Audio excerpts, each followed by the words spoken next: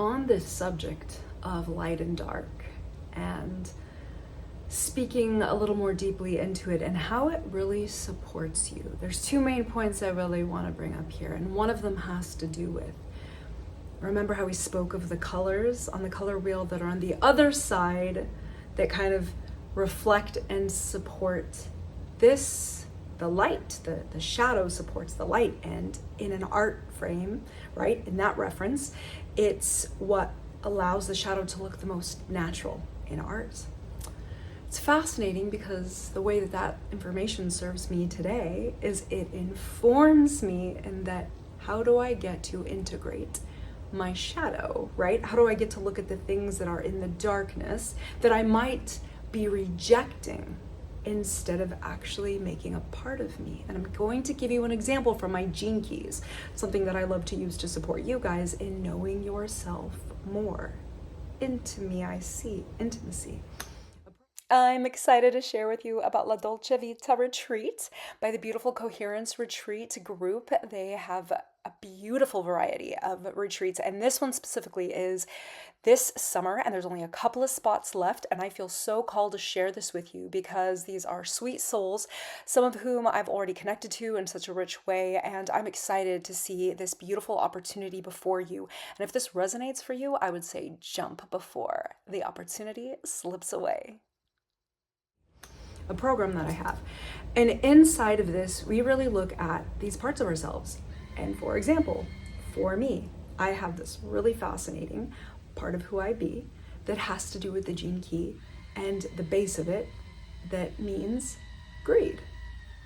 And it starts with greed, and it's so interesting because I get to look at that shadow, and they literally call it a shadow inside of the gene keys.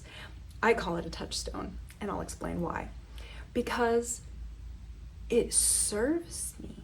That shadow serves me. Anytime I touch base to greed, instead of judging it critically, I bring my compassionate judge to it.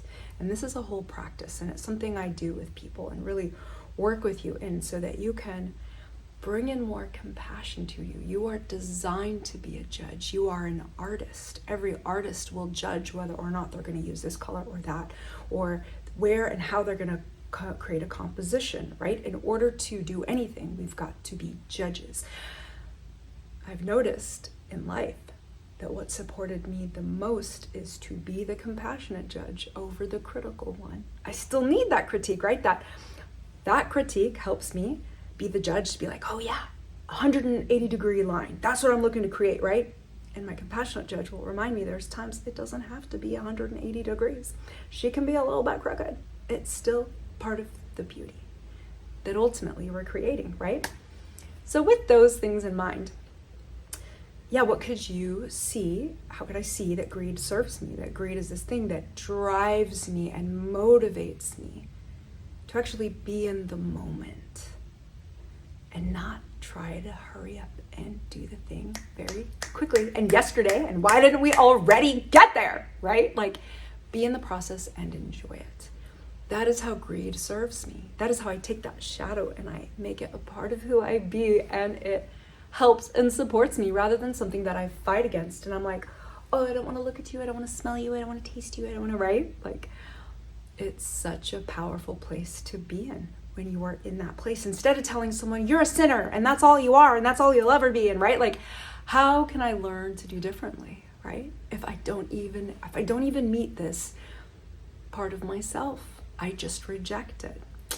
So something really powerful in the dark and in the light that we get to see, that God already made, built in, and we get to have fun with and we get to learn about.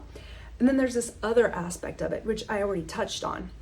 And that other aspect is to learn to be that neutral observer. Can you bring in more compassion so that you can be more neutral and you can recognize that, like, things aren't going to be perfect and it's okay. You're going to get shit right and wrong, and it's okay. And with that, still, I want to be the most beautiful expression that I can be. I want to be the most supportive to myself and to others. And I'm still going to mess it up. And can I forgive myself so that I can continue on? Or else, what I see most people doing is not being in the forgiveness and just being in the critical judge And then they do not bring neutrality. The neutral observer is necessary to read energies and to conserve your energy. And this is the part too I wanted to bring about light and dark. And if you can't learn to be the neutral observer and just bring in neutrality and be the witness and watch, and you're going to constantly bring in your critical judge, there's going to be a fight and you think you always have to be right. Nobody taught me this. This is just what I've seen on this planet. People think that if they're going to be right, somebody has to be right, so we think. We think there has to be a winner and a loser. My observation is there can be win-win scenarios more often than you think. And if you can create those in your own life, in your own experience, and recognize where you've fucked up, failed, where you've dipped more into your darkness or been more in the shadows than you have been in your light. You know, like, can you see where the light serves you and the dark serves you? Darkness helps us to rest, to sleep, to recover, to recuperate. It is the feminine energy. It is what happens when you are in the womb. And then in the light is the time where we get things done, and it's the day, and we are active, right? And there is so much going on and so much movement and activity, right? So be with these archetypes, again, light and dark. In energy reading, they help you learn this. If you want to conserve your energy, you will be in the practice of being the neutral observer. Again, something that I help you with inside my containers. Into me, I see, intimacy, as well as AI, the authentic intelligence that you are, because we are all the AI. We are all the artificial and the authentic intelligence, with the intelligence of God. And so therefore, there are parts of us that are going to be, why is it called artificial intelligence? Oh, it came from us.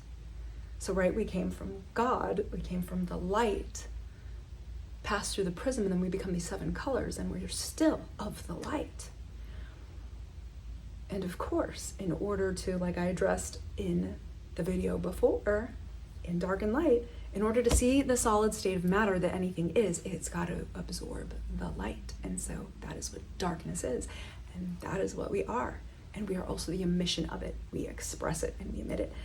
And so I didn't want to leave this part out, because again, I'm gonna say this again very clearly. There's this part to understanding how to integrate the shadow and what that does for you. Because when you're able to do that and bring in the compassionate judge, you're able to be the neutral observer. Like, that's the pathway. Recognize what are the shadows, right? How do we begin to integrate that? And part of that is me being that compassionate judge and bringing that in. And then it allows me to step back and pull back and be the witness, the neutral observer, like watching myself in the movie of life. And how can I not be like, ew, you bad bitch? How can I be like, oh my goodness, you bad bitch? Like, that's incredible. Look what you're learning. And so all of these tools are here to serve us. Like, that's why life is so interesting and fascinating and weird. And at times in the moment won't make sense until we look back and reflect and actually take the time to bring in that compassionate judge and what it is that you're learning. And one of those fun little tools to do is to step in, and whenever a circumstance is what it is, what's ever happening, and you're able to step back and look at it and be like, okay, well, there's something in here for me. Something, even though it feels like there's not, I just want to reject it. I get it, we're human. And if you can look at it and be with it and be like, what is in here that's great for me? You'll find it. You will find it. By God, I promise you. Take the time to be with you and be with it. So yeah, that's really what I wanted to share about the dark and light, because I've noticed a lot of people, again, live in this, I'm right, you're wrong. This is black, this is white.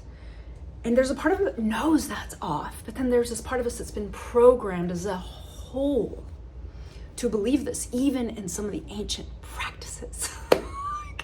Even people have learned differently, and they get head knowledge, speak it, but their body does not know it. And so therefore they don't live like that. They might speak this way, but they won't resonate with you as someone who's sharing information, because there's something still in them that thinks, I'm going to bring the critical judge to this, so then more often than I bring the compassionate one, and it just doesn't allow there to be a lot of growth and integration. There's a lot more just rejection.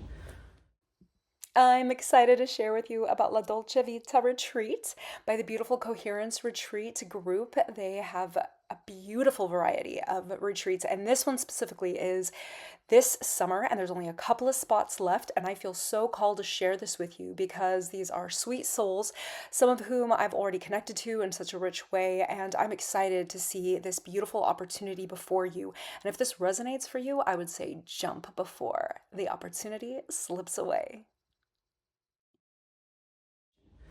So be with that.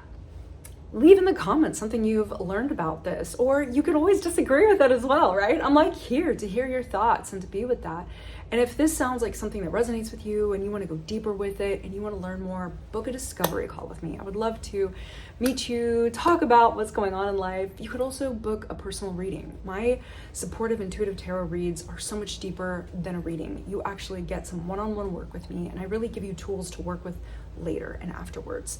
So I love doing that. I feel so honored to be able to do that. And it has been, I mean, you can read the testimonials. It's beautiful on Google, you know, on my website. There is things that people have experienced, and it's been supportive for them and allowed them to grow. And I am so grateful for these opportunities that we have to learn from life. Not that it's the way, but there are the ways to learn from each other and one another and be in the energy of community, right? In so many different ways. So thank you for being here. I'll see you guys in the next one.